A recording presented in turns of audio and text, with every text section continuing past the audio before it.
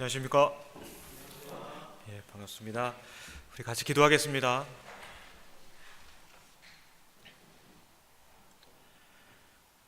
거룩하고 자비로우신 살아계신 하나님 아버지, 오늘도 저희들의 발걸음을 주의 말씀 앞으로 모아주신 것 진심으로 감사드립니다. 하나님을 알지 못한 채 수많은 죄악 가운데 지옥에 갈 수밖에 없던 인생들을 주님의 자비와 은혜로 불러주시고 그리스도 예수의 보혈로 말미암아 모든 죄 사함받고 하나님의 자녀 삼아주신 은혜를 진정 감사드립니다. 우리에게 주신 이 구원, 우리의 삶 속에서 정말 크고 귀하게 여기며 다른 이들에게도 값없이 나눠주는 그런 삶을 살 수 있도록 하나님 도와주시옵소서. 저희들이 너무 부족하고 미련하고 때로는 형편없는 자처럼 보일 때도 있사옵니다. 그럼에도 불구하고 우리 안에 계신 주 성령께서 날마다 때마다 저희들을 일깨워 주시고 주의 일을 할 수 있도록 도와주시는 것 진심으로 감사드립니다. 어려운 여건 속에서도 믿음을 지키며 신앙생활하고 있는 이 자리에 나와 있는 많은 형제자매들이 있습니다. 오직 하나님께서만 주실 수 있는 위로와 은혜로 그들 가운데 채워주시기를 간곡히 부탁드립니다. 며칠 앞으로 다가온 추계 수양에도 하나님의 권능으로 잘 마칠 수 있도록, 또 모든 영혼들이 구원받을 수 있도록 자비를 베풀어 주시옵소서. 저희를 구원하신 우리 구주 예수님 이름으로 기도드렸습니다. 아멘. 네, 성경 말씀 찾겠습니다. 구약성경 에스겔 3장을 찾겠습니다. 한글 성경은 1153페이지입니다. 구약성경 에스겔 3장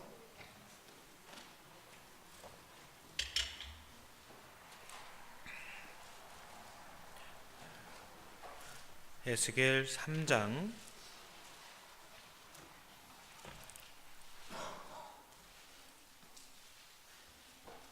네, 찾으셨으면 제가 4절부터 제가 읽겠습니다.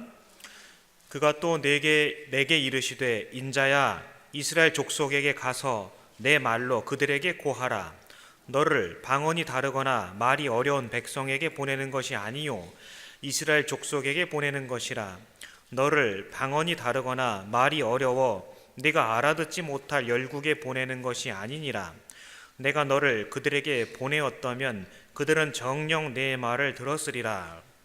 그러나 이스라엘 족속은 이마가 굳고 마음이 강팍하여 네 말을 듣고자 아니하리니 이는 내 말을 듣고자 아니함이니라.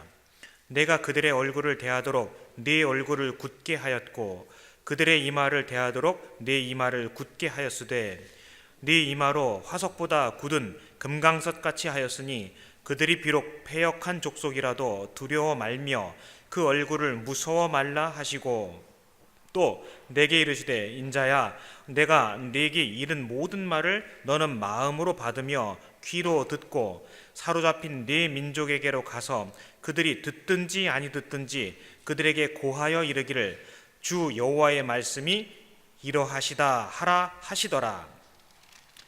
그 뒤에 17절 18절 우리 같이 한번 읽겠습니다. 인자야 내가 너를 이스라엘 족속의 파수꾼으로 세웠으니 너는 내 입의 말을 듣고 나를 대신하여 그들을 깨우치라. 가령 내가 악인에게 말하기를 너는 꼭 죽으리라 할 때에 네가 깨우치지 아니하거나 말로 악인에게 일러서 그 악한 길을 떠나 생명을 구원케 하지 아니하면 그 악인은 그 죄악 중에서 죽으려니와 내가 그 핏값을 네 손에서 찾을 것이고. 네, 가을이 참으로 깊어가고 있습니다. 어제 몇몇 자매님들과 더불어서 오타와 형제 자매님들을 뵈러 신방을 다녀왔습니다. 가는 길이요 아주 많이 예뻤습니다. 이쪽 토론토 지역보다도 단풍이 제법 들어 있었습니다. 그 모습을 보면서 또 늘 드는 생각이 있죠. 내 마음에 어떠함과 상관없이 하나님의 역사는 차곡차곡 순서대로 또박또박 이루어지고 있구나라는 그런 생각을 다시금 하게 되었습니다. 오타와에 이제 두 가정이 있으시잖아요. 어제 몬트리올에서도 자매님들이 오셔서 함께 교제를 나눌 수 있었습니다. 오며 가는 길이 비록 800km, 한 900km 남짓 됩니다. 아침 일찍 출발해서 밤 늦게 도착을 했습니다. 하지만 참 감사한 것이요, 다른 일을 그렇게 했다면 많이 피곤할 텐데 그렇게 형제 자매들 뵙고 오는 일들은 참 피곤하지가 않은 것 같아요. 그만큼 하나님이 또 우리들에게 새로운 힘을 주시기 때문에 그렇지 않을까, 그런 마음이 들었습니다. 특별히 어제 방문 때는 새롭게 전도할 수 있는 가정을 하나님께서 연결을 해주셔서 너무 기뻤습니다. 물론 아직 말씀 한마디조차 듣진 않으셨습니다만 저는 일단 그분이 말씀을 듣기로 이렇게 마음을 정하는 모습이 기뻤고요. 그리고 또 그 한 사람을 위해서 같이 있는 우리 형제 자매들이 호로록 달라붙어 가지고서 어떻게 하면 저 사람 마음을 좀 바뀌게 할 수 있을까, 그 같이 애쓰는 모습을 곁에서 이제 저도 보고 있는데 정말로 우리 형제 자매들 얼굴이요 빛나더라고요. 사실 그 전까지는 배가 불러서 아유 배불러 막 이러고 있었거든요. 근데 누가 한 분 딱 전도하려고 하니까 같이 달라붙어서 우리 형제 자매들 눈빛이 반짝반짝해지는 것을 곁에서 볼 때 너무 감사했고요. 또 하나님 보실 때 참 사랑스럽게 느끼셨겠다, 그런 마음이 제 소견에 이렇게 차올랐습니다. 어쨌든 위에서 기도해 주시고 오타와 지역에도 교회가 든든하게 세워질 수 있도록 잊지 마시고 기도해 주시길 부탁드립니다. 그거 우리 일입니다. 다른 어느 누구가 할 수 없는 우리 일입니다. 하나님께서 맡기신 우리 일입니다. 그 일을 꼭 잘 완성할 수 있으면 좋겠습니다. 오늘은 전도에 관한 말씀 너무나 잘 알고 계시겠습니다만 수양회를 앞두고 있기 때문에 정리하고자 하는 의미에서 우리가 전도를 해야만 하는 10가지 이유를 한번 좀 정리를 해보았습니다. 물론 저도 다른 여러 목사님들의 말씀을 듣고 배우고 또 공부하면서 제 분량에 맞게 좀 정리를 해보았습니다. 우리 이 에스겔 3장, 하나님께서 에스겔에게 사실 2600년 전에 에스겔 선지자를 세우시고 그를 통해 그 동족들에게, 이스라엘 백성들에게 무엇을 어떻게 어떤 마음가짐으로 전할 것이냐라는 측면을 하나님께서 일깨워 주셨습니다. 하나님은 먼 곳에 아니라 가까운 곳에, 여기 말씀처럼 언어가 통하는, 일단 가까운 곳부터 복음을 전할 것을 말씀을 하고 계십니다. 우리에게 동일하게 적용이 됩니다. 또한 하나님께서 알고 계시죠? 무엇을요? 그들이 쉽게 말을 듣지 않을 것을 알고 계십니다. 그래서 7절에 보시면 그러나 이스라엘 족속은 이마가 굳고 마음이 강팍하여 네 말을 듣고자 아니하리니, 잘 안 될 거야 라고 말씀하고 계십니다. 그들은 너무나 강팍하고 이마가 굳고 아주 웬만하면 안 들을 것이라는 것을 하나님께서도 알고 계신다는 말씀입니다. 그럼에도 불구하고 보내라는 겁니다. 왜요? 우리는 보내심을 받은 사신 대리자에 불과하기 때문에 그렇습니다. 여러분 낙심하지 마세요. 너무 걱정하지 마세요. 전도가 안 될 때 사실 우리 말을 듣지 않는 것이 아니라 여기 있는 말씀처럼 그것은 하나님의 말씀을 듣지 않는 거라고 말씀하고 계십니다. 하나님께 맡게 될 부분이 있다는 뜻이겠죠? 우리는 다만 전할 책임은 피할 수 없다는 것을 기억해야 되는 것입니다. 그들이 이마가 굳고 마음이 강팍한 것을 아시는 하나님께서 우리에게 준비를 시켜주셨습니다. 그 내용이 8절 9절인 겁니다. 우리가 그 강팍하고 이마가 단단한 사람들을 대하게 하기 위해서 우리의 마음을 더욱더 강건하게 만들어 주셨고, 무서워하지 말라, 두려워하지 말라, 네 이마로 화석보다 굳은 금강석같이 하였다라고 말씀하셨습니다. 믿음이거든요. 구원의 투구를 쓴 자들, 정말 강인한 살아있는 확실한 성경으로부터 얻은 믿음을 갖고 있는 자들의 마음은 금강석 같은 겁니다. 그들의 마음이 아무리 강건하고 굳건하고 강팍하다 할지라도 실제 믿음을 소유한 사람만큼은 될 수가 없는 거예요. 그럼 결론부터 말씀드리면은요, 누가 더 끝까지 버티느냐입니다. 너희가 선을 행하되 낙심하지 말지니 때가 이르면 거두리라고 말씀하셨죠. 예, 포기하면 안 되는 겁니다. 우리가 전도할 때 힘들죠, 괴롭죠, 포기하고 싶은 마음이 들 때도 있을 것입니다. 근데 한번 생각해 보세요. 상대도 마찬가지입니다. 우리만 힘든 거 아닙니다. 우리가 전도할 때 설령 그들이 거절하고 있다 할지라도 우리만 힘든 게 아니고, 포기할까? 우리 육체 속에서만 드는 생각 아닙니다. 우리가 사랑하는 그 전도의 대상자들, 포기할 수 없는 그들 속에서도요, 그런 갈등이 있을 거라는 것을 생각해 보셔요. 그럼 답이 나오죠? 끝까지 버티는 거예요. 누가 더 굳은 믿음을 갖고 버티느냐. 그래서 하나님 말씀하신 겁니다. 9절 끝에 그들이 비록 패역한 족속이라도 두려워 말며,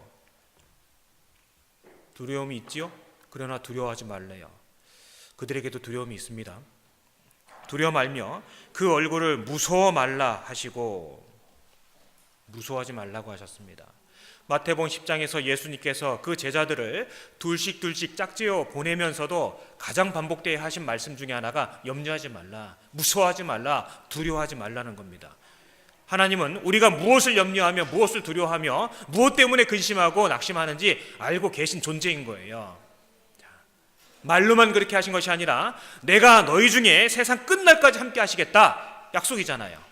주님이 우리 속에 거하시기 때문에 무서워하지도 말고 두려워하지도 말고 머뭇거리지도 말고 할 수 있는 일을 하라, 그렇게 말씀하고 계신 겁니다. 전도 잘 안 될 것, 예, 알고 계신 거예요. 그들이 고분고분하게 말 안 들을 것 알고 계시다고 돼 있습니다. 그럼에도 불구하고 너는 네 할 말을 하라 라고 말씀하신 겁니다. 나머지 거 하나님 할 일 하나님 하시겠다는 뜻이잖아요. 지금 당시대에 전 세계적으로 기독교 문화권 내에서 알려진 유명한 사람들이 많이 있죠. 릭 워렌, 또 조엘 오스틴, 뉴스나 책자로 많이 들어본 그런 이름들일 겁니다. 소위 말해서 세상적으로 성공한 목사라고들 하죠. 그 성공이라는 측면이 어떤 의미일지는 짐작이 되실 겁니다. 세상적으로 성공한 목사의 반열에 올라가 있는 사람들입니다. 조엘 오스틴 같은 사람은 미국에서 4번째로 큰 그런 교회를 꾸려나가고 운영을 하고 있기도 합니다. 여러분, 그런 세상적으로 소위 성공했다고 하는 그런 분들의 공통점 중에 하나가 뭔 줄 아십니까?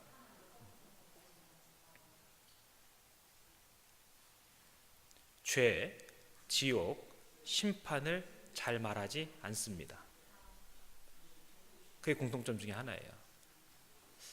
이유는 간단해요. 듣는 사람들이 불편해하거든요. 듣는 사람들이 스트레스 받거든요.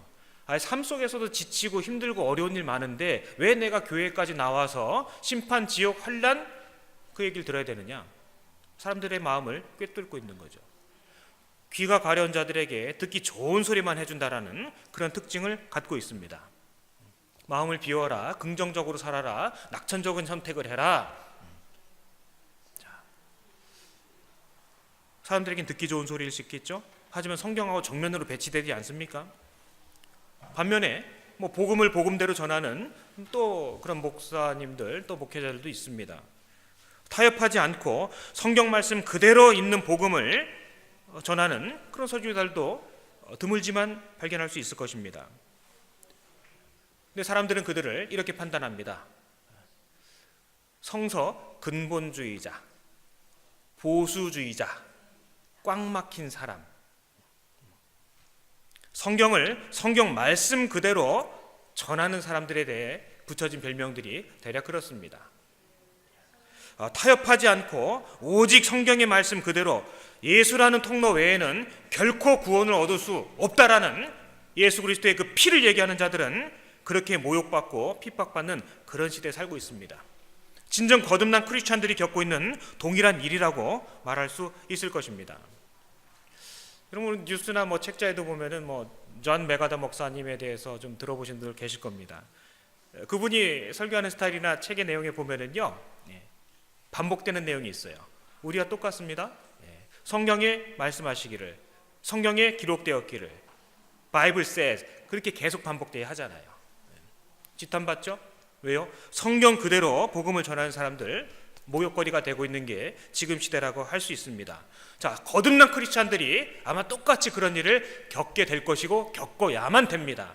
그게 성경적이기 때문에 그래요. 우리의 삶을 돌아볼 필요가 있습니다. 여러분 어느 분이 간증할 때 참 잊혀지지 않는 그런 말 하셨어요. 내가 마치 7년 환란 거짓 평화 기간에 존재하는 사람처럼 살았더라. 무슨 얘기인가 제가 들어봤어요. 평탄하고 아무 문제도 없어 보이고 사람들과의 관계도 원만하고 나는 구원받았는데 왜 그럴까? 성경에는 그렇게 많은 고난에 관한 말씀들이 있는데 왜 내게 아무 염려가 없고 문제가 없고 많은 사람들이 날 좋아해주고 또 그럴까? 아하, 이유가 있었다라는 거예요. 복음을 전하지 않았다라는 겁니다. 그들에게 입에 발리운 얘기는 해줬을지 모르겠지만 예를 들어 형제님 위해 기도해 줄게요. 다 좋아하죠.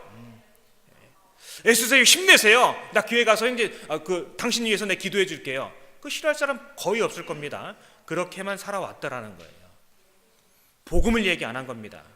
복음이 전해지기 위해서 성경이 어떤 책이며 하나님의 살아계심과 그분이 계획하신 죽음 건너편에 그 실제적인 세상에 관해서 간절하게 얘기한 적이 없다라는 겁니다.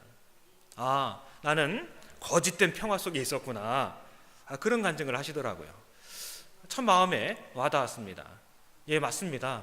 여러분 복음 얘기 안 하면은요, 전도 안 하려고 하면은요, 그리스도인들 세상 속에서 안락하고 평안하게 충분히 살 수 있습니다. 하지만 앞서간 성경 속의 많은 거듭난 성도들을 보십시오. 고난을 자처했죠. 어려운 일을 자처했죠. 자기 목숨까지 내어주는 것을 결코 아깝게 생각하지 않았습니다. 그 이유는 딱 하나예요. 내게 이루어진 이 복음을 전하는 것, 그거 하나입니다. 세상의 평판을 기뻐하고 바라고 요구한 것도 아니었어요. 자기 소유로 자기 몸을 희생해가면서 자기 인생을 들여서 딱 하나 원했던 것, 이 복음 전해지는 것, 그거 하나였던 겁니다. 지금은 많은 사람들, 사실 대부분의 사람들이 성경을 믿는 것이 아니라 자신들의 생각을 믿습니다. 우리 구원받은 형제 자매님들, 만일에 어떤 누군가가 도대체 예수 믿는다라는 것이 무엇입니까? 거듭난다는 게 무엇입니까? 라고 물어볼 수 있잖아요. 우리 그거 얘기해 줄 수 있어야 됩니다. 당신은 왜 이 성경을 하나님의 말씀이라고 그렇게 믿고 있어? 대답해 줄 게 있어야 되잖아요.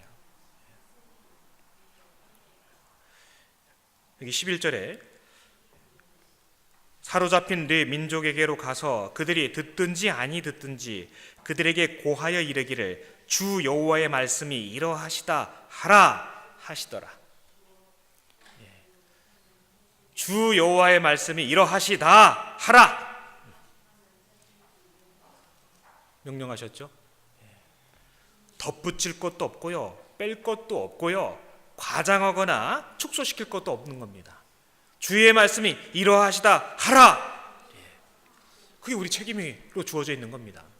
그래서 17절에 인자야 내가 너를 이스라엘 족속의 파수꾼으로 세웠으니 너는 내 입의 말을 듣고 나를 대신하여 그들을 깨우치라 명령하셨습니다. 결코 권고가 아니에요. 이런 말씀들은요, 명령이에요. 전도에 관한 말씀들 다 명령입니다. 우리에게 선택의 기회가 주어져 있는 게 아니에요. 우리가 거듭난 게 확실하고 먼저 은혜를 입은 게 확실하고 분명히 성령의 사람이 된 것이 맞다면 이 복음을 전하는 측면에서는요 다 명령으로 되어 있습니다. 왜요? 그럼 반드시 해야 되는 일이기 때문에 그렇습니다. 우리 디모데후서 디모데후서 4장을 보겠습니다. 신약 성경 디모데후서 4장 346페이지입니다.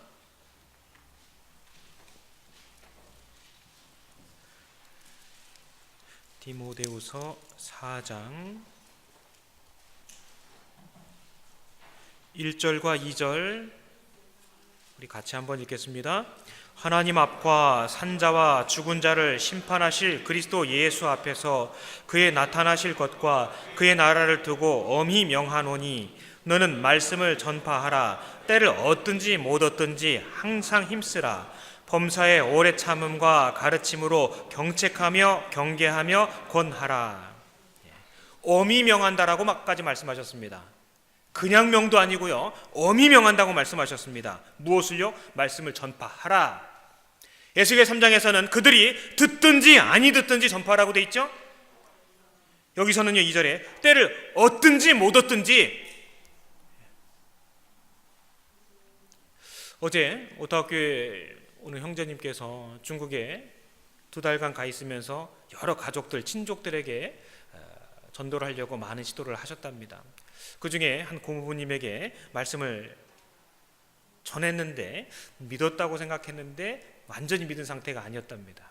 그리고 다시 캐나다로 돌아왔습니다. 다다음 주거든요. 중국에 갈 때 다시 복음을 전하려고 계획을 했는데 엊그저께 갑자기 돌아가셨답니다. 어쩌면 그분에게 있어서 말씀을 듣고 믿음을 얻을 수 있었던 마지막 기회가 그때였는지도 모르는 겁니다. 자, 때를 얻든지 못 얻든지 우리 마음이 그래서 조급한 거예요. 안달복달한다고 되는 것이 아니라는 것을 알고 있음에도 불구하고 참 마음이 급하지 않습니까? 왜요? 인생은 결코 기다려주지 않기 때문에 그렇습니다. 그래서 하나님은 엄히 명하신다고 말씀하셨습니다. 지금 시대 소위 말세 중에 말세라고 합니다. 언제 주님 다시 온친다 할지라도 전혀 어색하거나 성경과 틀리지 않는 그런 시대에 우리가 지금 살아가고 있습니다. 많은 사람들, 더 나아가서 대부분의 사람들은 자신들의 생각만을 믿고 생을 살아가고 있습니다. 우리가 과거에 그랬던 것처럼요. 그들에게 전해줄 사람들이 몇 명이나 되겠습니까? 도대체 예수 믿는다라는 것이 무엇이며, 도대체 거듭난다라는 것이 무엇이며, 도대체 이 신앙생활 속에서 우리에게 주어지는 유익과 기쁨이 무엇인지를 얘기해 줄 수 있는 사람은 진짜 거듭난 사람밖에 없는 거예요. 우리는요, 이 성경이 왜 하나님의 말씀인지를 얘기해 줘야만 하고 얘기해 줄 수 있는 거의 유일한 사람들에 속한 겁니다. 그 밑에 3절, 때가 이르니 사람이 바른 교훈을 받지 아니하며 귀가 가려워서 자기의 사욕을 좇을 스승을 많이 두고 또 그 귀를 진리에서 돌이켜 허탄한 이야기를 좇으리라. 요즘 세대가 그렇지 않습니까? 선견자의 길을 이르기를 부드러운 말을 하라. 요즘 시대가 그렇잖아요. 그저 재미로운 거, 그저 내 만족이 되는 거. 지금 이 시대가 딱 이 시대라고 생각이 됩니다. 그러니까 우리 구원받은 형제자매들 참 어떻게 보면 대단해요. 우리 성경 강연에 하루에 그 2시간씩 여러 날 듣고 또 한 번만 듣습니까? 2번, 3번 듣고 깨닫고 그 외에도 우리 신앙생활 속에서 1시간이 넘는 이런 말씀들 속에서 묵묵히 참 이 시대에 비추어 보면은요, 참 그것만으로도 참 특별한 분들이면 틀림없을 것 같아요. 지금 시대 자체가 그렇지 않잖아요. 그저 재미난 거, 대학생들도 학교에서 강의도 정말 뛰어난 석학이나 유명한 정말 학업에 도움되는 것보다는 재미있는 강사, 뭐 학점도 잘 나오고 재미 온통 텔레비를 틀어도 재미로운 거, 거기에 푹 빠져 있잖아요. 진리가 무엇인지 찾으려 하지도 않고 내가 어디로부터 와서 무엇을 위해 살다 어디로 가야 되는지 관심도 없는, 어떡할까요? 어쩔 수 없다고만 얘기할 수 있을까요? 아니에요. 엄히 명하셨습니다. 시대가 흘러갈수록 더욱더 더 엄한 말씀이 바로 다른 어떤 것보다도 이 복음 전하는 말씀일 것입니다. 복음을 전하는 측면에서는 다 명령이에요. 가장 중요한 일이기 때문에 그래요. 전도는 무엇보다도 전도의 본을 보이시고 죽으시고 부활하시고 승천하신 우리 구주 예수 그리스도께서 우리에게 맡기신 가장 큰 사명이기 때문에 그렇습니다. 전도는요, 반드시 해야 되는 거예요. 그 사명을 영어 어원을 보니까 미션이라고 한답니다. 라틴어 보내다라는 데서 그 미션이, 사명이, 어원이 이제 발전했다고 합니다. 보내다, 보내심을 받다. 자, 그럼 누구에게로, 어디로부터 그런 게 있는 거죠? 예수님은 하나님께로부터 보냄을 받으셨습니다. 그리고 그 예수님은 그 사명을 받은 그대로 이 세상에 와서 전파하셨고, 그 결과로 죽으시고 부활하시고 승천하시고 약속대로 성령을 주시고 우리 같은 사람도 구원받을 수 있는 기회가 주어진 것이었습니다. 그 예수님께서는요, 요한복음에 무려 10번이나 나는 아버지께로부터 보내심을 받았다 말씀하고 계십니다. 몇 군데만 보겠습니다. 요한복음 7장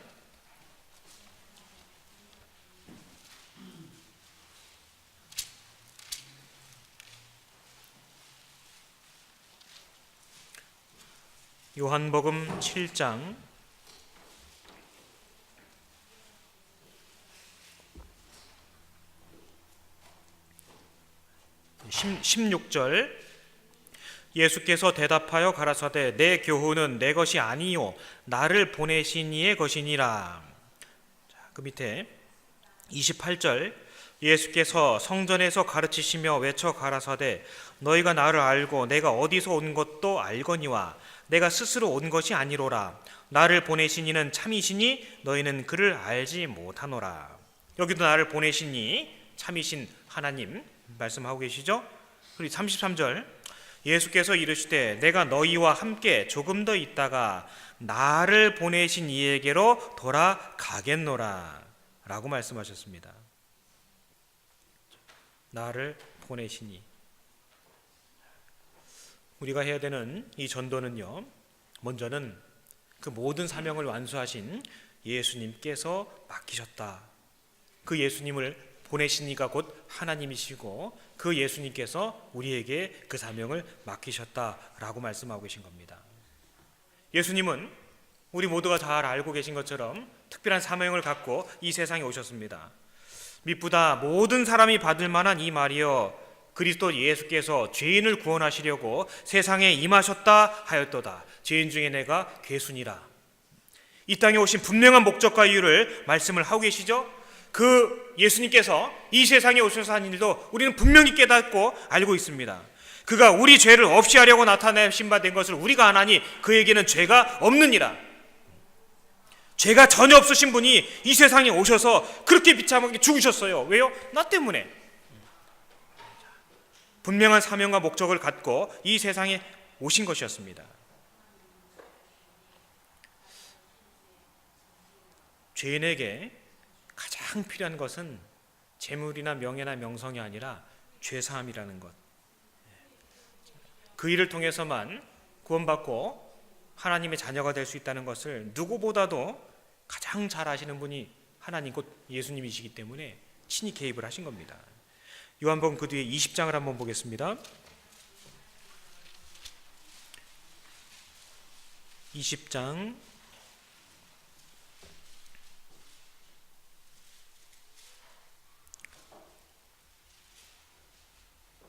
21절 같이 읽겠습니다.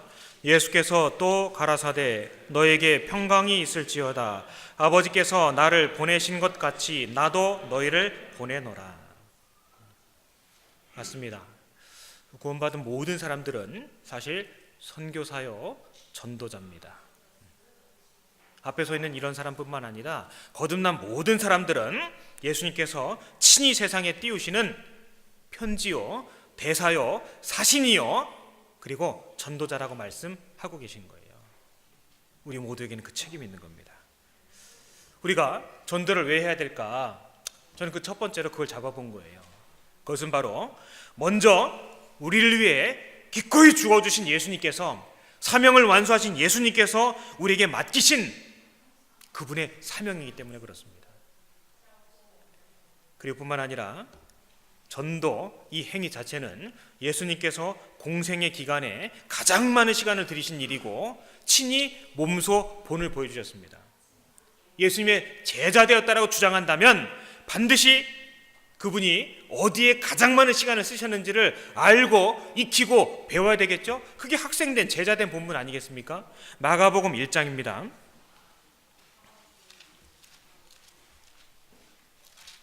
마가복음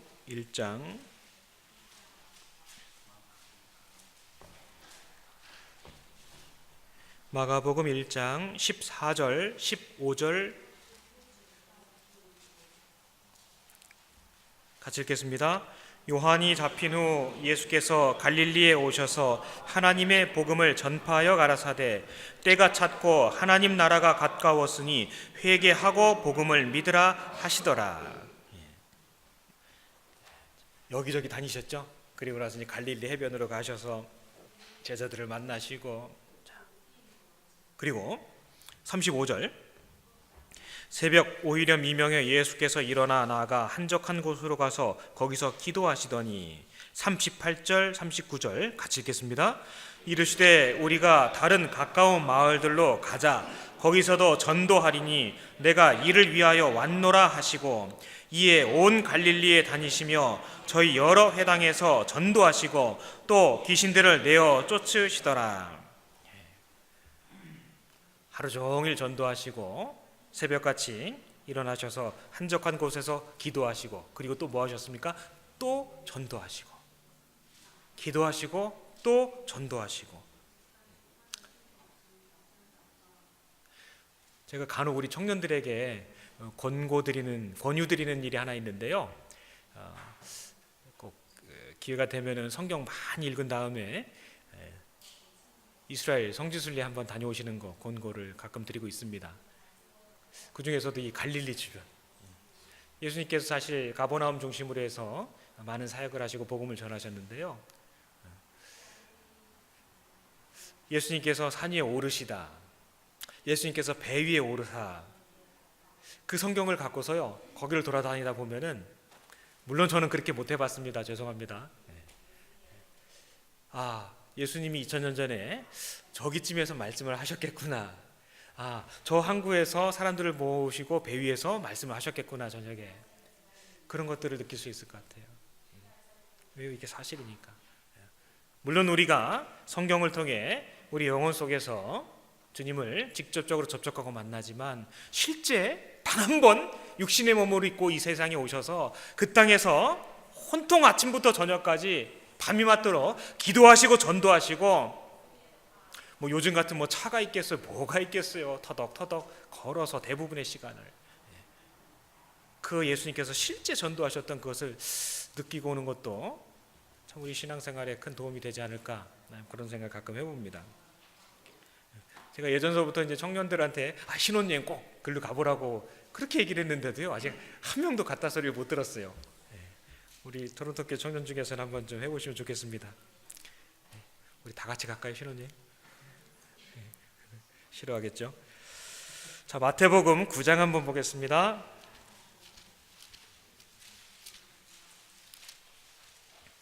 마태복음 9장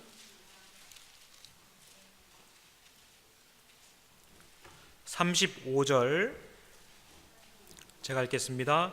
예수께서 모든 성과 촌에 두루 다니사 저희 회당에서 가르치시며 천국 복음을 전파하시며 모든 병과 모든 약한 것을 고치시니라.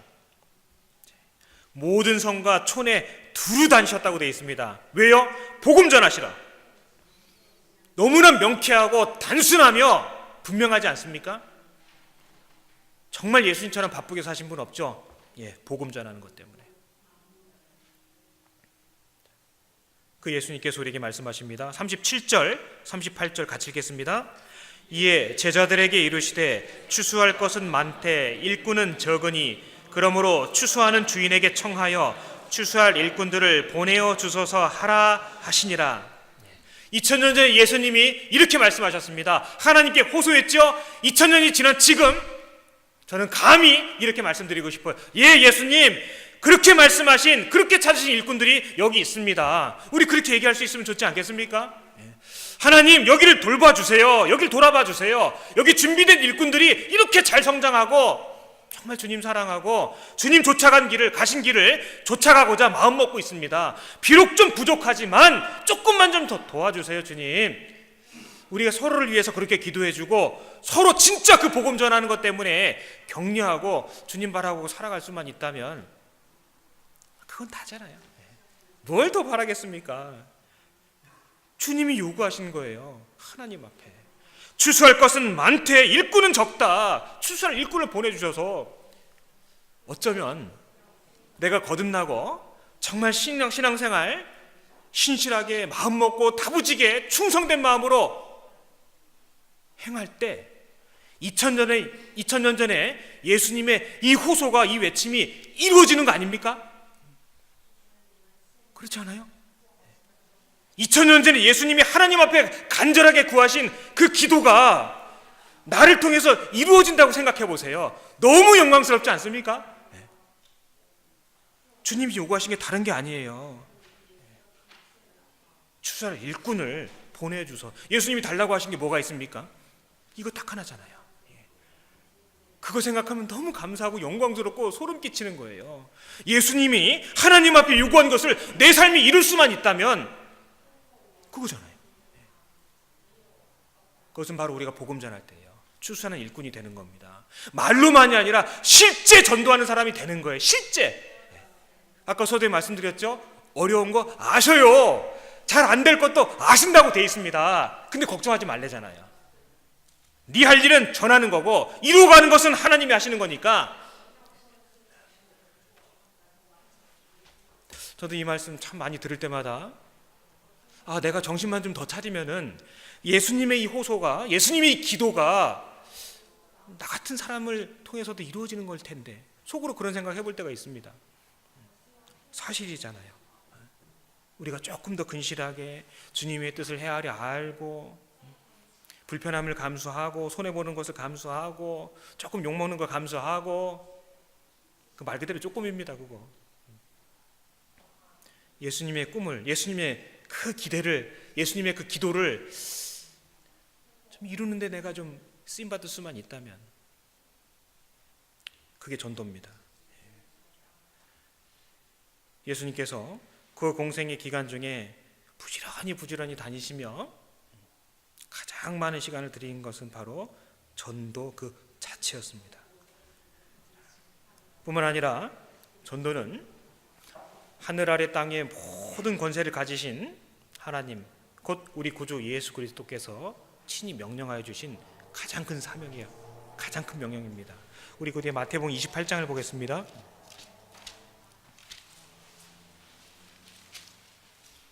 마태복음 28장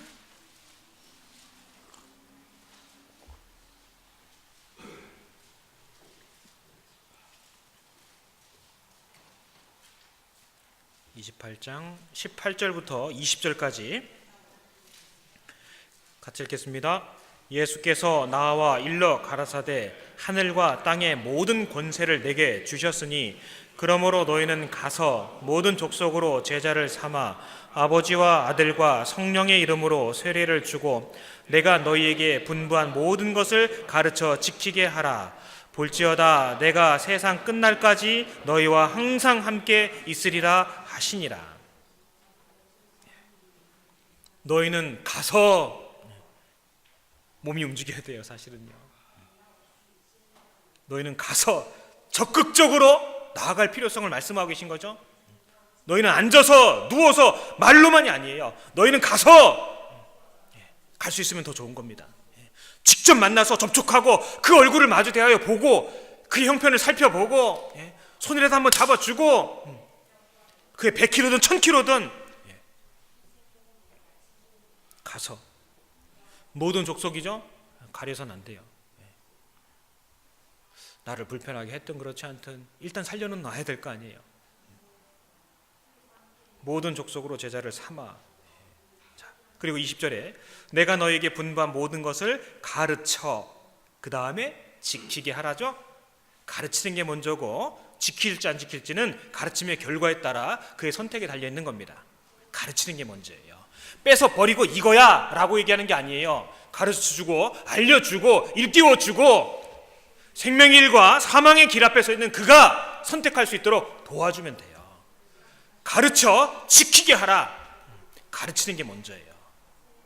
가르쳐주지 않은 상태에서 지키라? 그걸 우린 종교라고 하는 겁니다. 이건 종교가 아니에요. 가르치는 것이 무엇입니까? 전하는 거잖아요. 알려주는 거잖아요. 들어보게 하는 거잖아요. 결국은요, 우리가 할 수 있는 거는요, 그 사람하고 예수님하고 만나게 해주는 거. 그거예요, 그거. 그럼 예수님이 해결하시게. 주님이 알아서 하세요. 말씀 듣게 해주는 거. 그렇잖아요. 어떻게 하면 마음 사서 성경 강연에 오게 할까?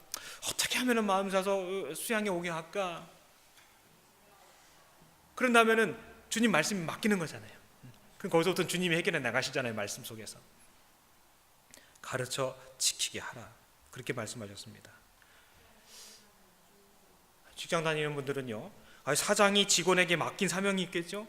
예, 사장님이 직접 챙겼으면은 아마 성실해야 될 겁니다. 대통령이 직접 장관들 모여,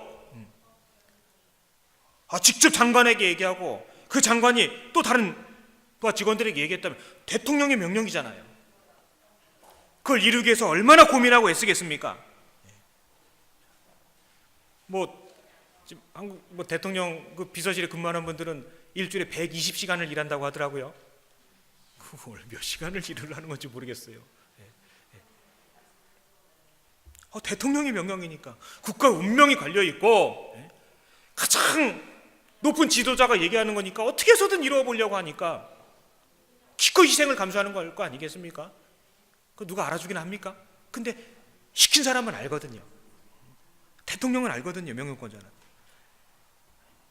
하다못해 일개 회사에서 일개 나라에서 그 최종 권위자가 얘기하는 것도 이루어내려고 이렇게 애를 쓰는데 창조주께서 모든 죽음의 권세를 극복하시고 다시 사신 예수님께서 우리에게 그렇게 반복적으로 말씀하신 그 전도를 내가 돌아보지 않고 등한히 여기고 있진 않은지, 그럼 과연 그런 상태의 내가 혹은 그런 상태의 그이가 과연 하나님의 제자고 거듭난 사람이고 성령이 있는 사람이라고 얘기할 수 있을지 큰 의구심이 생기는 겁니다.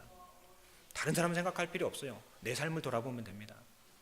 내가 실제 전도를 하고 있느냐? 과거에 했더라? 에이, 잘하셨습니다. 하지만 그건 과거예요. 지금 이 순간 내게 주어진 모든 여건 속에서 내가 실제 전도 행위를 하고 있느냐? 물론 기도도 들어갑니다.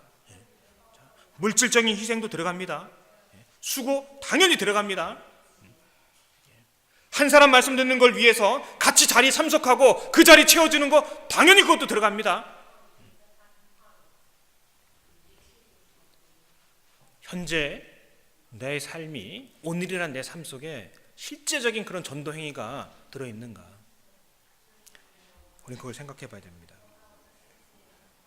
요한복음 우리 다시 한번 가보겠습니다. 좀 전에 찾았는데요. 요한복음 20장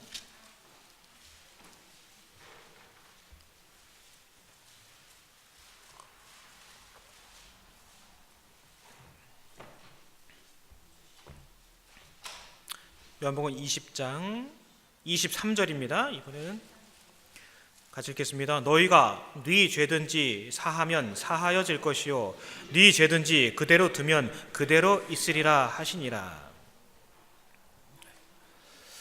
간혹 천주교 다니시는 분들이 예수께서 베드로에게 우위권을 주셨고 천국 열쇠를 주셨다라고 말씀하시면서 마태복음 16장 얘기하시는 경우들이 많아요. 그러면 그래서 요거 말씀 펴드리면 돼요. 그 권세는 베드로에게만 주신 것이 아니라 거듭난 모든 성도들에게, 그 당시에는 제자들에게 공통적으로 주신 겁니다. 우리에게도 마찬가지인 거예요. 우리가 먼저 거듭난 우리가 한 영혼을 위해 그 영혼이 구원받기를 기도하고 간구하고 애쓰고 정말 마음을 모을 때, 그리고 그들에게 복음이 전해지고 실제 그들이 복음을 접하고 믿을 수 있는 기회가 주어질 때 그 얘기 하시는 거잖아요. 다른 게 아니에요. 우리가 복음 전하는 실제적인 행위를 말씀하시는 겁니다. 왜요? 사람이 거듭나는 것은, 사람이 천국에 들어가는 유일한 통로와 방법은 하나님께서 우리에게 주신 말씀이라는 통로 외에는 없기 때문에 그렇습니다. 우리가 실제적으로 그 말씀을 전할 때 천국이 열리는 거예요. 그 듣는 자들에게는요. 우리 모두에게 주어진 권세인 겁니다. 너무나 특별하고도 놀라운 권세 아닙니까? 하나님은 결코 이 일을 천사들에게 맡기지 않으셨습니다. 거듭난 성도들에게. 사도행전 1장, 부디의 사도행전 1장입니다.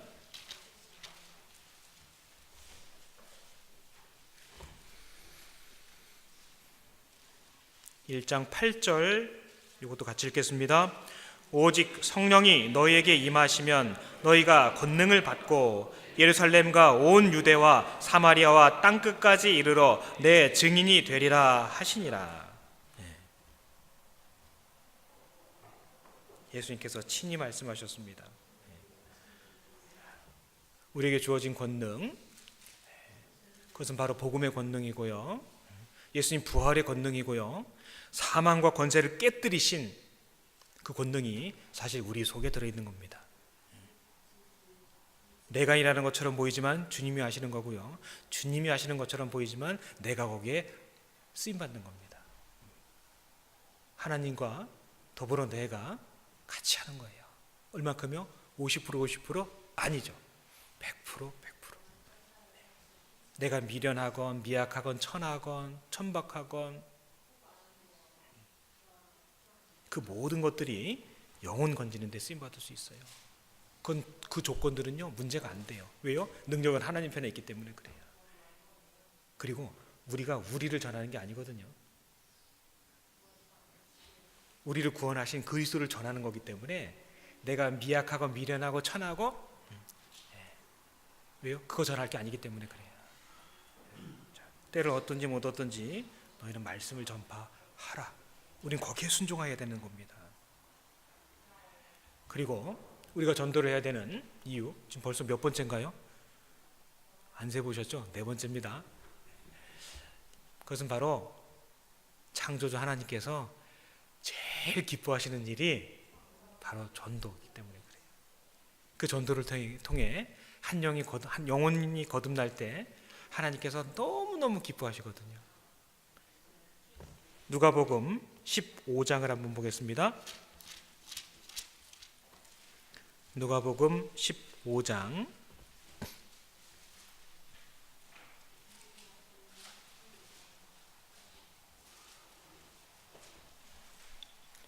누가복음 15장 찾으셨으면 4절부터 7절까지 우리 같이 한번 읽겠습니다.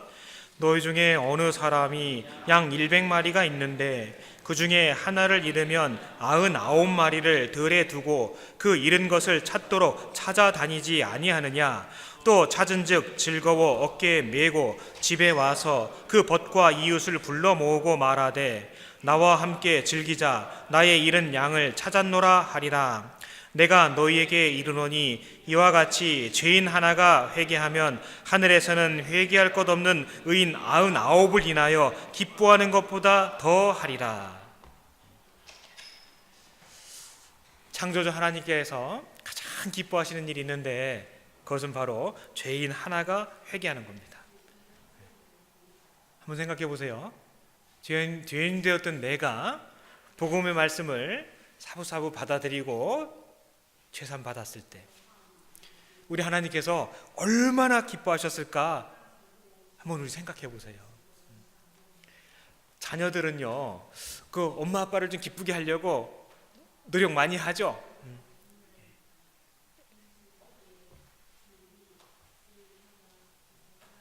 애들을 키우다 보면은요 이제 잘 시간이 되면은 누구랑 자고 싶다 뭐 이런 얘기들 애들 하잖아요. 그러면 딱 지 자리 옆에다가 딱 누구 베개를 갖다 놔요. 딱 그 엄마 베개, 뭐 아빠 베개를 갖다 놓는 경우는 별로 없더라고요. 엄마 베개. 같이 식탁에서 밥 먹을 때도 식탁에 쪽지가 써 있어요. 뭔가 보니까 Mommy here. 자기 옆에 엄마 앉으라 이거예요. 제가 그 마음이를 잘못 듣고 money here? 그래서 전 돈으로 봤어요. 이게 머릿속에 돈이 들어있는지. money here? 그랬더니 아이 그게 아니고 mommy here래요. 자녀들은 뭔가 좀 부모를 기쁘게 하려고, 부모하고 좀 가까이 하려고, 부모가 원하는 일 잘 안 돼도 해보려고 하는 그런 일들이 있잖아요. 우리도 그럴 겁니다. 실수도 많고 아직 성격도 좀 못 났고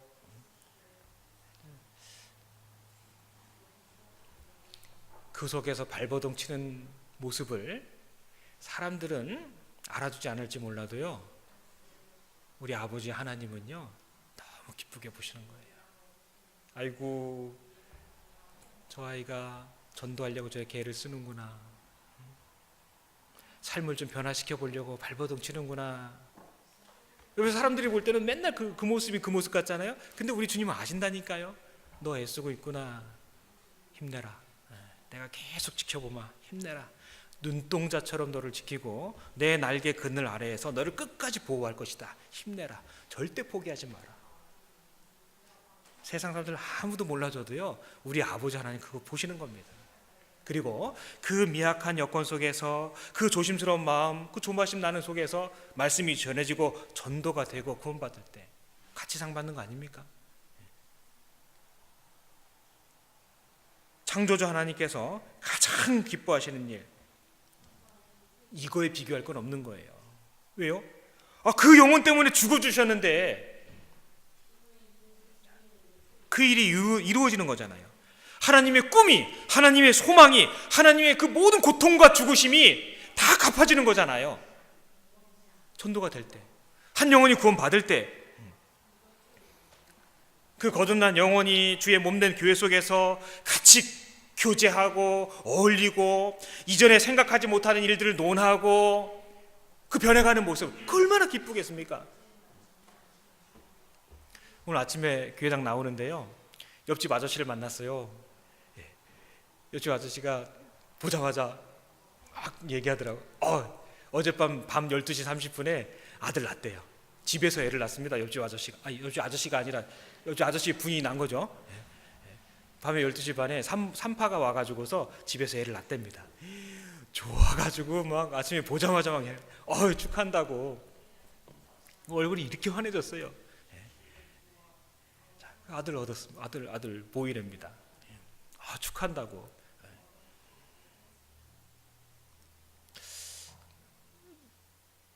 물론 그 자식이 나중에 커서 뭐가 될지 모르지만 속 썩일 때도 있겠죠. 사고 칠 수도 있겠죠. 아플 때도 있겠죠.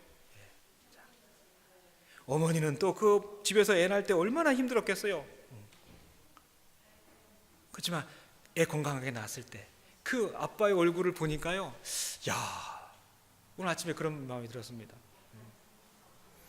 지구상에 모든 존재하는 부모들에게 주신 저 특별한 환희, 저 표정, 지구상의 모든 사람에게 주실 수 있는 그런 능력이라면 그것을 주신 분은 얼마나 큰 환희와 기쁨을 갖고 계실까, 그 생각이 들었어요. 살다가 썩어지고 죽을 인생을 얻었을 때도 저 기쁜 표정이 나오는데 영원한 생명을 얻게 되었을 때 창조주 하나님께서 맛보실, 기뻐하실 그 모습이 상상이 조금 되는 그런 마음이었습니다. 우리가 구원받았을 때 그렇게 기뻐하시지 않았겠습니까?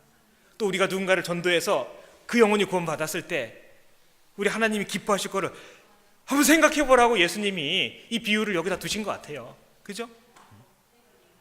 맞습니다. 전도는 왜 해야 되느냐? 간단해요. 나를 구원하신 하나님께서 제일 기뻐하시는 일이기 때문에 그래요. 내가 주님을 좀 기쁘시게만 할 수 있다면, 하나님은 모든 사람이 구원을 받으며 진리를 아는 데 이르기를 원하시느니라. 그분의 원함을 내가 채워줄 수만 있다면 그럼 된 거 아니에요? 뭘 더 바라겠습니까? 디도서 2장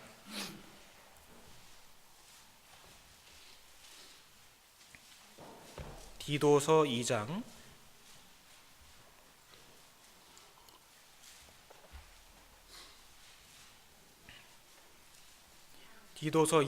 11절부터 제가 읽겠습니다.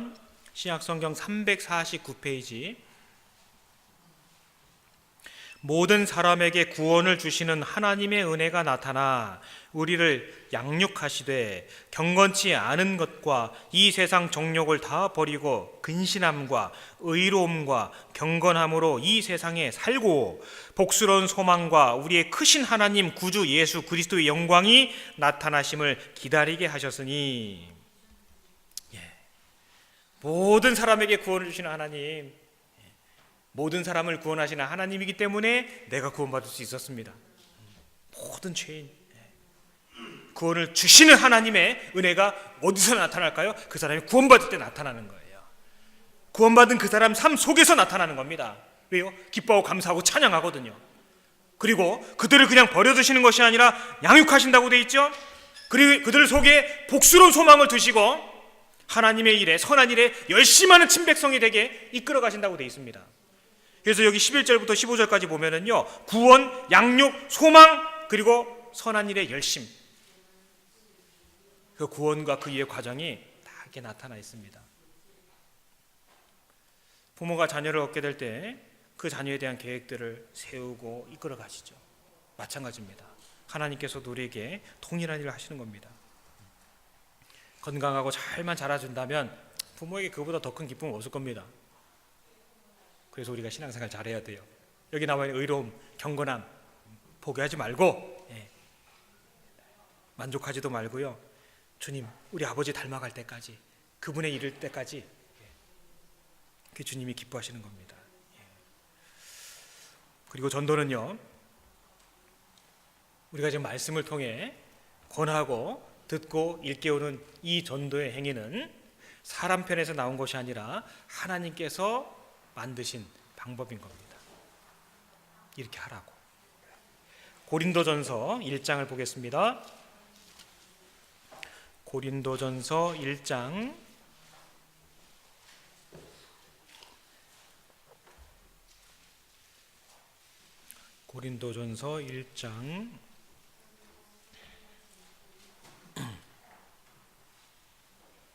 21절 같이 읽겠습니다.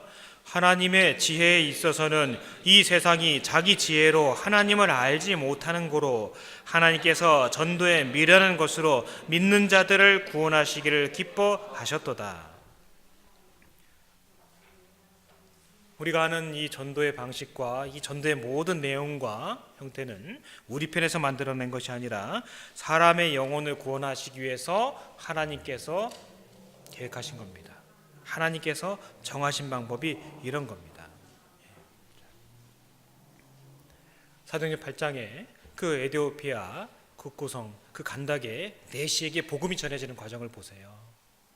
그 예루살렘에 왔다가 돌아가는 그 마차, 그 행렬 속에 사마리아 성의 빌립 집사를 불러내서 성령께서 이끌어 광야로 가서 그 마차에 같이 올라타서 읽는 것을 깨닫느뇨?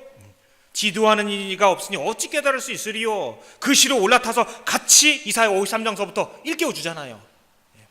어디까지요? 예수의 행한 일까지. 그리고 그 내시가 그것을 다 깨닫고 나서 저기 물이 있으니 내가 침례받는 것이 어찌 합당치 아니하겠느냐? 침례까지 받잖아요. 그죠? 이번 추계수양회 때 우리 침례장 구하느라고 지금 아침에 상의들 많이 하셨거든요. 가장 큰 침례장에서 이번에 침례가 이루어질 것 같습니다. 지구상에서 가장 큰 침례장에서, 이름하여 온타리오 호수. 모르죠. 조그만 튜브에서 하게 될지도. 어쨌든 그때나 지금이나 한 영혼이 거듭나고 제사함 받고 침례받고 그런 모든 것들은요, 말씀이 전해지는 속에서 이루어지는 겁니다. 세상들은 말한다고 돼 있죠. 미련하다. 지금이 어떤 시대인데 수천 년 전에 이런 종이 쪼가리 가지고서 사람을 변화시킨다고? 천국 가게 한다고? 하나님은 그렇게 하신다고 하셨습니다. 사람의 지혜로는 알지 못하지만 하나님께서 이렇게 하신다고 돼 있는 거예요. 우리 그거 얘기해 주면 되는 거예요. 하나님의 정하신 방법이기 때문에 바꿀 필요도 없고 의심할 필요도 없고 성경 말씀 전하는 묵묵하게 그 일 하면 되는 겁니다. 그래서 너희를 영접하는 자는 나를 영접하는 것이요 너희를 영접하지 않는 자는 나를 영접하지 않는 것이니, 그 예수님의 요한복음 13장 20절의 말씀처럼 이 말씀을 전하고 예수님 만날 수 있도록 도와주는 것, 그게 전도의 방법인 겁니다. 이사야 52장을 한번 보겠습니다.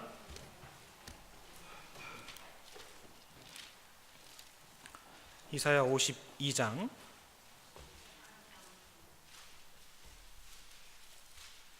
7절, 구약성경 1031페이지, 이사야 52장 7절 같이 읽겠습니다. 좋은 소식을 가져오며 평화를 공포하며 복된 좋은 소식을 가져오며 구원을 공포하며 시온을 향하여 이르기를 네 하나님이 통치하신다 하는 자의 산을 넘는 발이 어찌 그리 아름다운고. 너희는 가서, 동일한 내용이죠. 산을 넘는 자의 발이 어찌 그리 아름다운고. 가잖아요. 실제 움직이는 거라니까요, 복음 전하는 거는.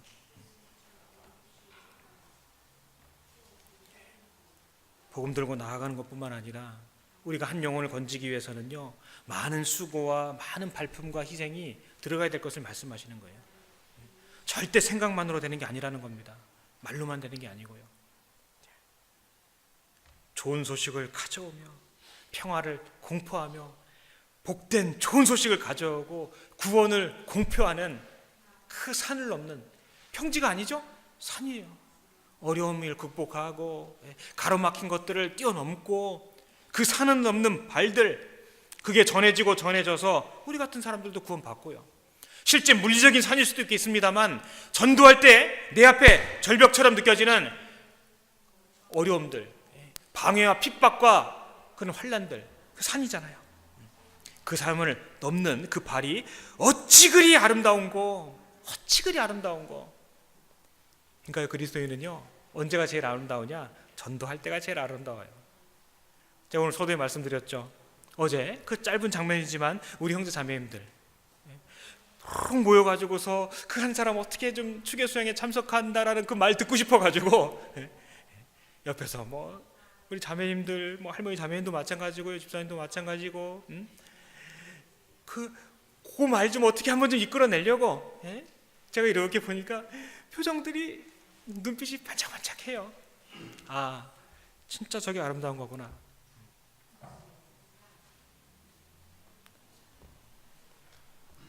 어려움을 극복하고 난관을 헤쳐넘고, 그러려면 내가 극복이 돼야 되는 거예요. 먼저는 평안해서 할만해서 한다? 에이, 그렇지 않습니다. 시간을 쪼개야 되고요, 없는 물질도 또 쪼개서 사용해야 되고요,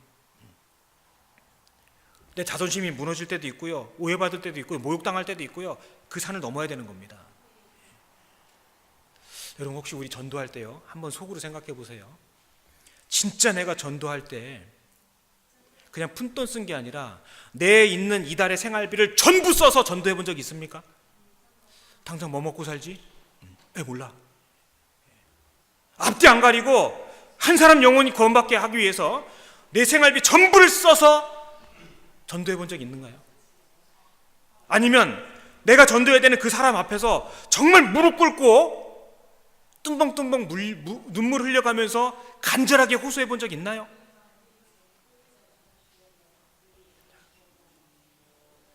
아니면 내가 몸이 너무너무 아픈데 그래도 내가 말씀을 전할 사람이 있어서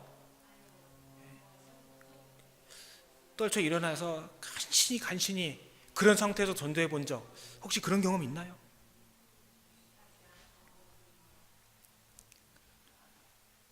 만일에 그게 아니라면요, 어쩌면 우리는 그냥 남는 돈, 남는 시간, 내 마음 편할 때, 그럴 때만 전도하고 있을지도 모릅니다.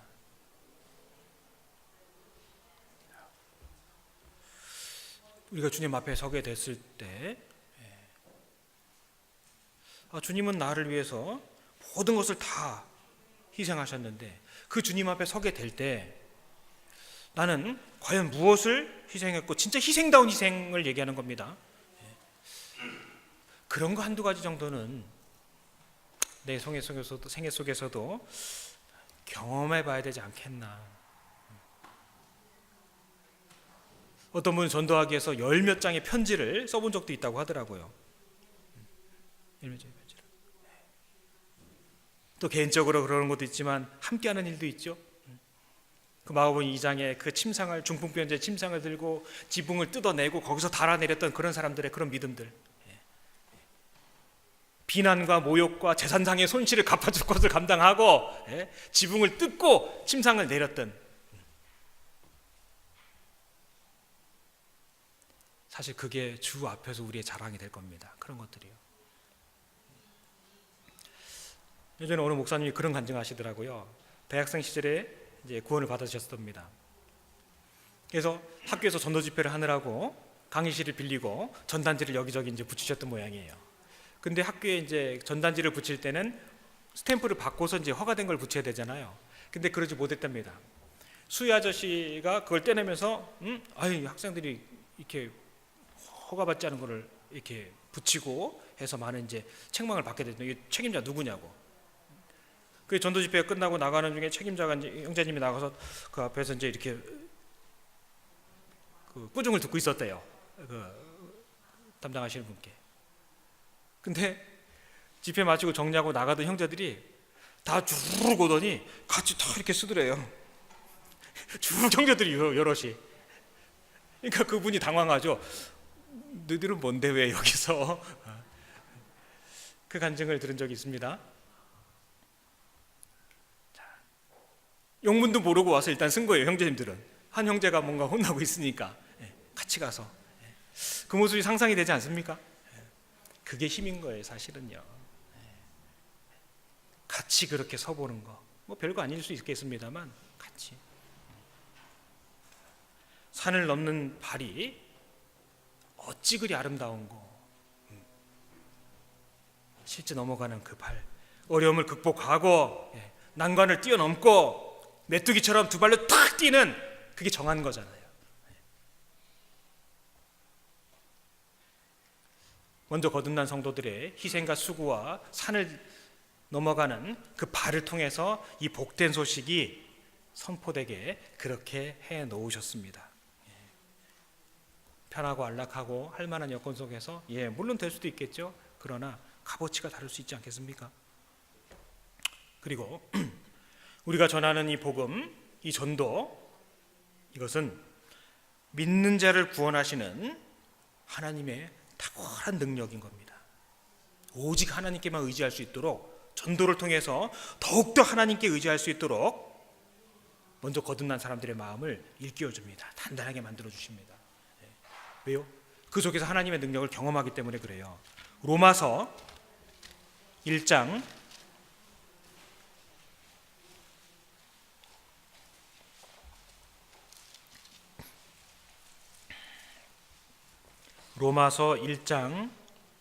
16절 같이 읽겠습니다. 내가 복음을 부끄러워하지 아니하노니 이 복음은 모든 믿는 자에게 구원을 주시는 하나님의 능력이 됨이라. 첫째는 유대인에게요 또한 헬라인에게로다. 허물과 죄로 죽었던 너희를 살리셨도다 말씀하셨죠. 왜요? 그게 하나님의 능력이시기 때문에 그렇습니다. 하나님의 능력을 우리가 앉아서 가만히 공상으로 상상으로 겸하는 것이 아니라 실제 말씀이 전해지고 한 영혼이 그것을 받아들이고 그 변화되는 것 속에 동참할 때 같이 그 능력을 경험하게 되는 거예요. 분명히 나타난 능력인 거예요. 바람은 눈에 보이지 않지만 나무를 뽑아버리죠. 그런 것처럼 성령이 역사하시는 곳에 내가 있을 수 있다면 그만큼 하나님 크게 경험할 수 있는 게 뭐가 있겠습니까? 그 중에 가장 탁월한 것이 바로 이 전도. 이 말씀이 전해지고 그 전해진 말씀 속에서 한 사람이 깨닫고 나아올 때, 믿는 자를 발견할 때 하나님의 능력이 나타나는 거예요. 사실 전도하고 우리 집회할 때 실제 구원받은 분들도 감사하고 기쁘지만 같이 그 모습을 보는 우리들도 너무 기쁘고 감사하지 않습니까? 그 맛이라는 게 있잖아요. 그 뿌듯함, 누구에게 참 자세히 설명하고 싶지만 설명할 수 없는 차오르는 그런 벅찬 그런 감격과 감동이 있습니다.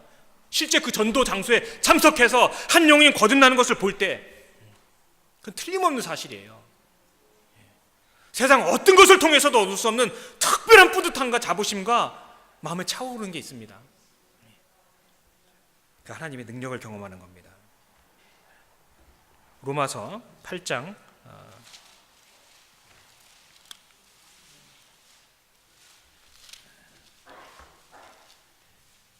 12절.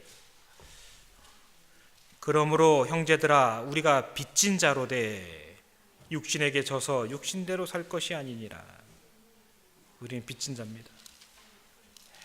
그리스도의 은혜에 나를 대신해서 죽어주신 예수 그리스도, 한량없는 빚을 진 자들입니다. 큰 사랑의 빚을 졌습니다. 아까 보았던 1장에서도 14절에 똑같은 말씀이 있습니다. 바울 사도가 스스로를 헬란이나 야만이나 지혜 있는 자나 어리석은 자에게나 다 내가 빚진 자로다. 우린 사실 하나님 앞에 모든 탕감을 받았죠. 그 은혜를 갖고서 다른 사람에게도 그 사실을 알려줄 책임이 있는 거예요. 우리 하나님에게 또는 아직 구원받지 못한 자들에게 내 책임을 해야 될 그 빚이 남아있는 거예요. 그들을 전도하고 일깨우고 이 말씀을 전해야 될 그 책임이 남아있다. 그 빚이라니까요. 전도를 안 하면은 빚을 안 갚는 거예요. 큰 빚을 졌는데 그걸 갚을 마음도 없고 갚을 생각도 없고, 그건 악한 거잖아요. 우린 예수 그리스도께 빚진 자입니다. 그 빚을 어떻게 갚을 거냐? 아직 구원받지 못한 자들을 전도할 때 그 빚을 조금이나마 갚을 수가 있는 겁니다. 그리고 일곱 번째로, 벌써 일곱 번째예요. 우리가 복음을 전하는 것은 아담 이래로 잃어버렸던 하나님께서 아담에게 주신 권세가 있으셨죠. 모든 것들을 다스리라. 그 권세가 아담이 범죄함으로 말미암아 잃어버리게 됐죠.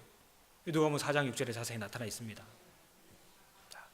하나님의 우리에게 애초에 주시고자 했던 모든 권능을 회복하는 겁니다. 그리고 또 하나님의 나라를 확장하는 것입니다. 마귀에게 뺏겼던 하나님의 것을 도로 찾는 거예요. 그래서 성경에 보면은 많은 부분에 있어서 거듭난 성도들을 하나님의 나라라고 말씀하시거든요. 그죠? 베드로전서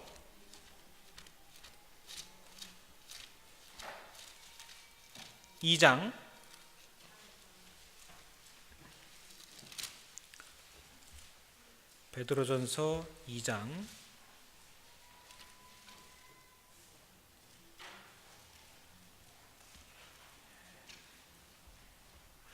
9절 오직 너희는 택하신 족속이요 왕같은 제사장들이요 거룩한 나라요 그의 소유된 백성이니 이는 너희를 어두운 데서 불러내어 그의 기이한 빛에 들어가게 하신 자의 아름다운 덕을 선전하게 하려 하심이라. 이외에도 많은 말씀들이 거듭난 성도 한 사람 한 사람을 가리켜서 하나님의 나라라고 말씀하고 계십니다. 바꿔 말해 구원받는 사람이 많아지는 것은 하나님의 나라가 확장되는 것과 마찬가지다. 성경 그렇게 말씀하고 계신 겁니다. 그리고 우리가 전도를 함에 있어서 왜 지금 전도해야 되냐? 중요하게 잊지 말아야 될 것이 하나 있습니다. 그것은 바로 잠시 후에는 전도할 수 있는 기회가 지나가기 때문에 그렇습니다. 여러분 마태복음 25장에 보시면은 혼인잔치에 어느 임금의 아들의 혼인잔치에 초대하는 그런 내용들이 나오죠. 초대한 사람들이 다 차고 때가 되면 문이 탁 닫혀버렸습니다. 창세기 7장에서도 방주에 짐승들을 다 이끌어 오신 하나님께서 다 찼을 때 방주의 문을 닫아 버리셨습니다. 이방인의 충만한 수가 차면 하나님께서 구원의 기회를 더 이상 안 주신다고 되어 있습니다. 기회가 끝나는 거예요. 왜 오늘 전도해야 되냐? 왜 지금 전도해야 되냐? 그 전도할 수 있는 기회가 반드시 조만간 없어지기 때문에 그렇습니다. 아모스 8장을 한번 보겠습니다. 구약성경 아모스 구약성경 1282페이지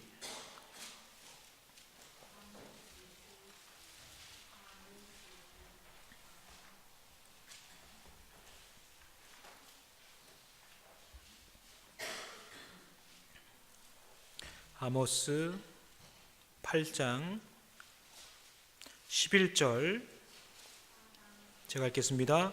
주 여호와께서 가라사대 보라 날이 이를지라 내가 기근을 땅에 보내리니 양식이 없어 주림이 아니며 물이 없어 갈함이 아니요 여호와의 말씀을 듣지 못한 기갈이라. 사람이 이 바다에서 저 바다까지 북에서 동까지 비틀거리며 여호와의 말씀을 구하려고 달려 왕래하되 얻지 못하리니 그날에 아름다운 처녀와 젊은 남자가 다 갈하여 피곤하리라. 여러분, 휴고 사건 이후에 이 땅에 남겨진 자들, 전 3년 반의 거짓 평화, 후 3년 반의 환란의 시기가 도래합니다. 그때 이 세상에 비록 사람들의 숫자가 많다 할지라도 거듭날 수 있는 그 원천은 성령의 역사인데 성령이 이미 철수하셨기 때문에 이리저리 뛰어다니고 이 바다에서 저 바다까지 북에서 동까지 비틀거리면서 탈진한 거예요. 그걸 찾기 위해서. 그럼에도 불구하고 여호와의 말씀을 거듭날 수 있는 하나님의 말씀을 얻지 못할 거라고 되어 있습니다. 거듭나는 것은 성령의 역사이기 때문에 그래요. 이런 시기가 온다고 돼 있잖아요. 에덴 동산의 사건이 사실이고 노아홍 사건이 사실이고 이스라엘 역사가 사실인 것처럼 반드시 이 일도 임한다고 돼 있는 거잖아요. 다만 우리는 이 날이 오늘 밤일지 내일 밤일지 그것만 모르는 겁니다. 하지만 분명한 사실이 이루어지는 거예요. 우리가 전하고자 해도 전할 수 없는 그런 날들이 온다고 분명히 말씀하고 계신 겁니다. 왜 오늘 그 사람을 전도해야 되느냐? 그 사람이 오늘 죽으면 지옥 가는 게 분명한 사실이기 때문에 그래요. 할 수 있는 한 최선을 다해봐야 되는 겁니다. 뿐만 아니라 전도는 그 사람에게 생명을 주는 거예요. 시편 21편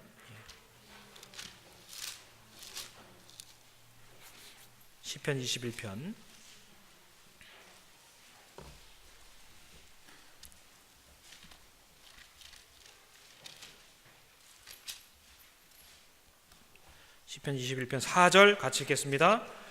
저가 생명을 구함에 주께서 주셨으니 곧 영영한 장수로소이다. 그 다음에 시편 133편 가보겠습니다.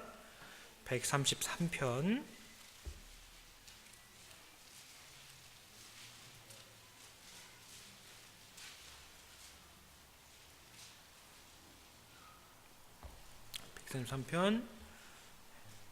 3절 같이 읽겠습니다. 헐몬에 있으리 시온의 산들의 내림 같도다. 거기서 여호와께서 복을 명하셨나니 곧 영생이로다. 아무리 훌륭한 의사가 아픈 사람을 살려냈다 할지라도 얼마나 더 살겠습니까? 기껏해야 50년 혹은 70년, 100년.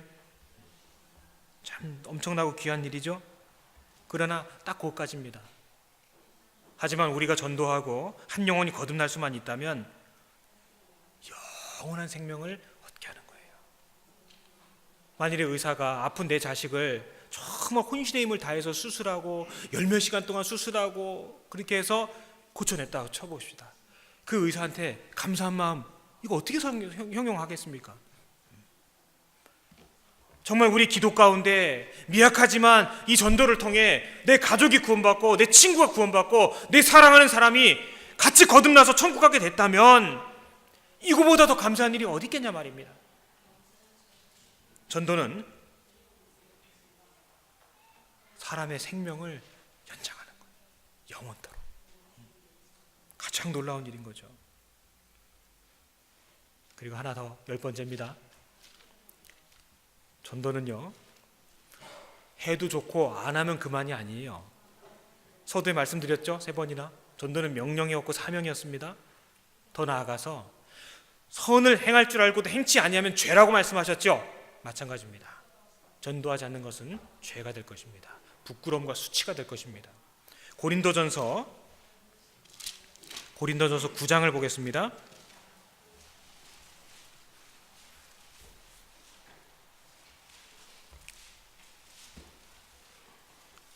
고린도전서 9장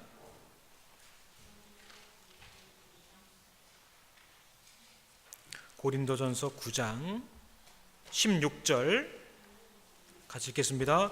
내가 복음을 전할지라도 자랑할 것이 없음은 내가 부득불 할 일임이라. 만일 복음을 전하지 아니하면 내게 화가 있을 것이미로다.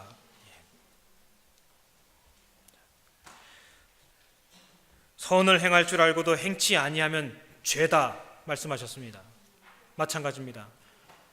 준엄하게 명하신, 엄하게 명하신 그 명령을 내가 따르지 않을 때 내게 화가 임할 것이다. 이것도 하나님 말씀이거든요. 전도는 해도 좋고 못해도 그만인 게 아닌 거예요. 내 자식이 아파서 지금 수술실에 들어갔습니다. 의사를 만난다고 해보겠습니다. 선생님, 제 아들입니다. 잘 좀 고쳐주세요. 그냥 그러고 말까요? 열심히 해주세요. 살면 좋고 뭐 죽으면 뭐 집 팔자고 할 수 없죠. 뭐 이렇게 얘기하는 사람 없을 거 아니에요. 선생님, 제발 우리 아이 꼭 살 수 있도록 도와달라고. 끝까지 여기 수실 앞에서 기도하고 있겠다고. 선생님, 최선을 다해달라고. 정말 최선을 다해서 우리 아들 살 수만 있도록 해달라고. 그 의사 모르는 사람일지라도 손을 붙들고 호소하지 않겠습니까? 그 의사가 뭐라고 할까요? 예, 내가 최선을 다해보겠습니다. 최선을 다해보겠습니다. 의사는 그렇게 할 거 아니에요.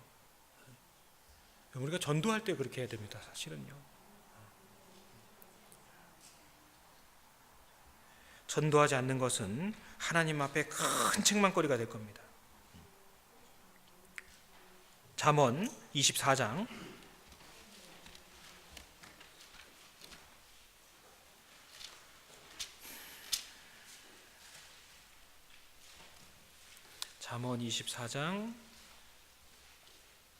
11절 12절 같이 읽겠습니다.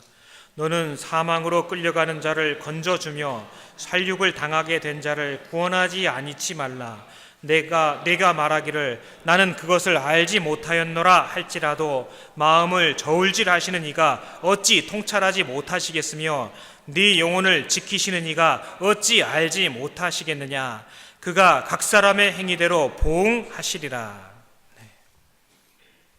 변명하지 말고 핑계대지 말고 방임하지 말라는 말씀이잖아요. 몰랐다고 거짓말하지도 말라는 겁니다. 왜요? 하나님 우리의 마음을 저울질하시는 분이기 때문에, 다 아시는 분이기 때문에 그렇다는 겁니다.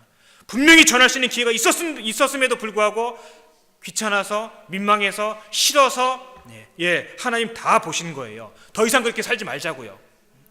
여전히 부족한 건 사실이지만 더 이상 그렇게 살고 싶지 않은 마음도 있는 거 사실이지 않습니까?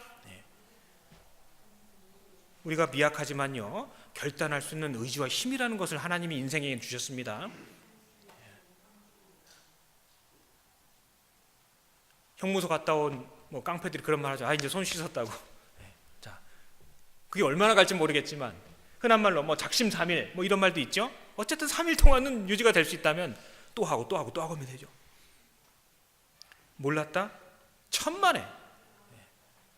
진짜 그 영혼의 소중함을 몰랐다라는 얘기는 구원받은 적이 없다는 뜻인 거예요. 자기 영혼의 소중함을 안다고 하면서 남의 영혼의 소중함을 모른다는 게 이게 말이 되냐 말입니다. 자, 변명도, 사소한 핑계도, 진짜 모른 척하는 것도 여기까지 할 수만 있다면 다시금 힘을 내서 다시 해보자고요. 다시 해보자고요. 못한 말 한마디 있으면 그 사람 죽기 전에 한번 해보자고요. 하나님 도와주실 겁니다. 예전에 수양회장에 이렇게 있다 보면은요, 이렇게 운영범 이렇게 보면 어떤 분이 막 이렇게 바깥에 보면은 막 싸움이 나요. 막 어떤 아내는 막 옆에서 막 자면 울고, 남편은 트렁크 열더니, 제가 직접 본 거예요. 트렁크를 열더니 텐트, 낚시 가방을 꺼내가지고 팍 내팽개치더라고요.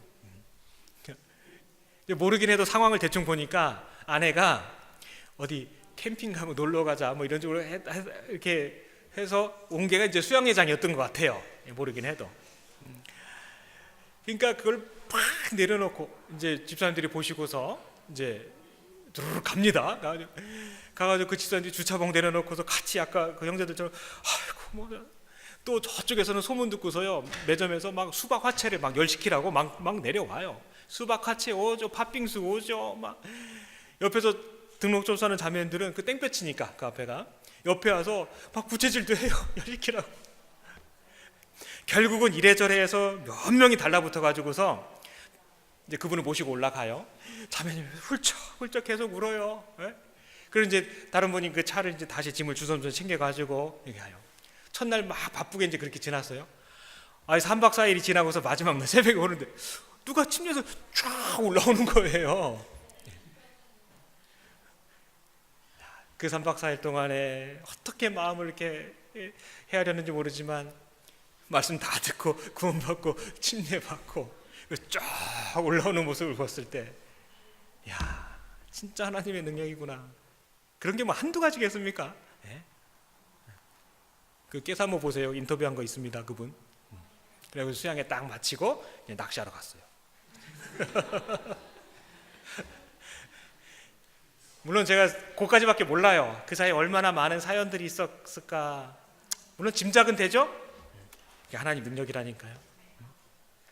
구원받은 우리에게, 저는 뭐 직접 봤습니다만 전해들은 우리 형제자매들도 그런 얘기 들으면 짐작이 되고 또 힘이 되잖아요. 꿈이 생기잖아요. 자, 어제까지 또 지나갔습니다. 이제는 새로운 날이 됐어요. 또 우리 앞에 축의 수양회 며칠 앞으로 다가왔습니다. 선교팀은 몇 시간 있으면 이제 출발합니다. 우리 이번에도 정말 주님이 이 토론토 교회, 캐나다 동부 지역의 교회들 그 어려운 조건 속에 힘내는구나, 애쓰는구나, 하나님께서 내가 더 도와줘야 되겠구나, 그런 마음 드실 수 있도록 우리 이번 한 주 기쁘게 열망 속에서 한번 보내보면 좋겠습니다. 기도하겠습니다. 살아계신 하나님 아버지, 감사드립니다. 하나님께서는 우리의 삶을 가장 탁월하게 만들어 주실 수 있는 능력이 있음을 저희가 믿고 있사옵니다. 무엇보다도 우리가 전도할 때, 우리의 전도 행위를 통해 한 영혼이 거듭날 때 아버지 하나님께서 가장 기뻐하시고 우리의 삶이 가장 빛난다라는 것을 일깨워 주심을 감사드립니다. 모쪼록 며칠 앞으로 다가온 축의 수양에 초대한 모든 영혼들 참석하고 말씀 속에서 꼭 거듭날 수 있도록 하나님 자비를 베풀어 주시옵소서. 저희에게는 너무나 능력이 없사옵니다. 아버지 하나님께서 도와주시지 않는다면 이 모든 일들을 감당할 힘이 전혀 없사옵니다. 하나님 도와주시고 인도하시어 이번에 많은 큰 주님의 역사가 나타날 수 있도록 도와주시옵소서. 그 일을 위해 먼저 수고하고 애쓰는 일꾼들에게도 하나님이 힘을 주시고 모쪼록 안전하게 평안하게 모든 일정들이 맞춰질 수 있도록 도와주시옵소서. 저희를 영원한 죄악에서 구원하신 우리 구주 예수님 이름으로 기도드렸습니다. 아멘.